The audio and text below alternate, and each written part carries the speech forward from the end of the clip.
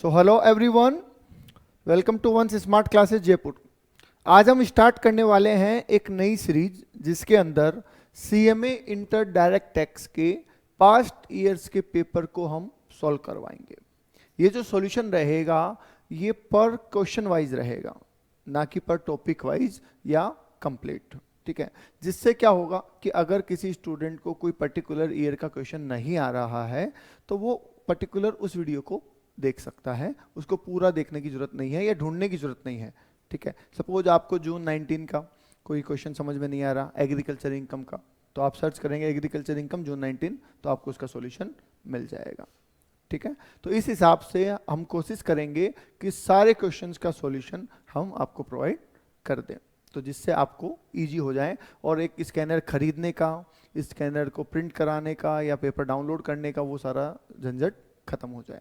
ठीक है, तो ये हमारी इसमें कोशिश रहेगी। इसमें हम डेट को ध्यान नहीं रखेंगे क्योंकि हम जानते हैं कि इनकम टैक्स में जो डेट्स वगैरह हैं वो हर साल चेंज होती रहती है। ठीक है, असेसमेंट ईयर हर साल चेंज होता रहता है, तो अगर हम इसको डेट कंसीडर करेंगे, ठीक है, या क्वेश्चन को चेंज करने की कोशिश करेंगे तो उसमें बहुत ही टाइम वेस्ट हो जाएगा।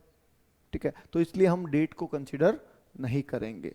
फॉर एग्जाम्पल, अगर मान लीजिए हमने स्कैनर से क्वेश्चन उठाया और वहां पे लिखा असेसमेंट ईयर 2021, तो उसको आपको करंट असेसमेंट ईयर मानना है जिसके लिए भी आप पढ़ रहे हैं।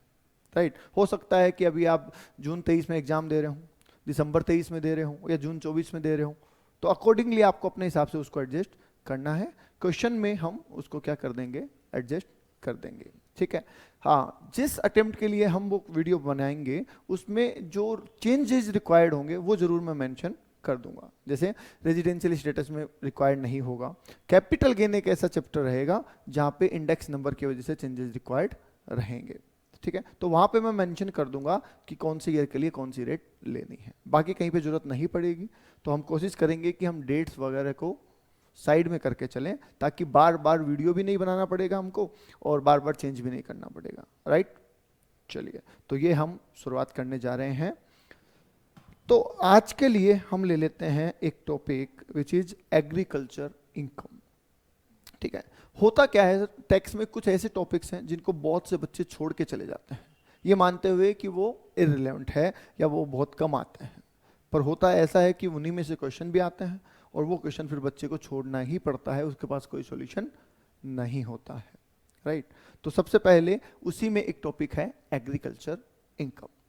ठीक है, दूसरा टॉपिक जैसे मान लीजिए रिबेट होता है, एग्जेम्प्टेड इनकम्स होती है, एडवांस टैक्स होता है, ऐसे कुछ टॉपिक्स होते हैं जिनमें बच्चा नेग्लिजेंस कर देता है और उसकी वजह से ही डायरेक्ट टैक्स में उसके मार्क्स कम हो जाते हैं। राइट, तो इस सीरीज में हम स्टार्ट करेंगे आज एग्रीकल्चर इनकम।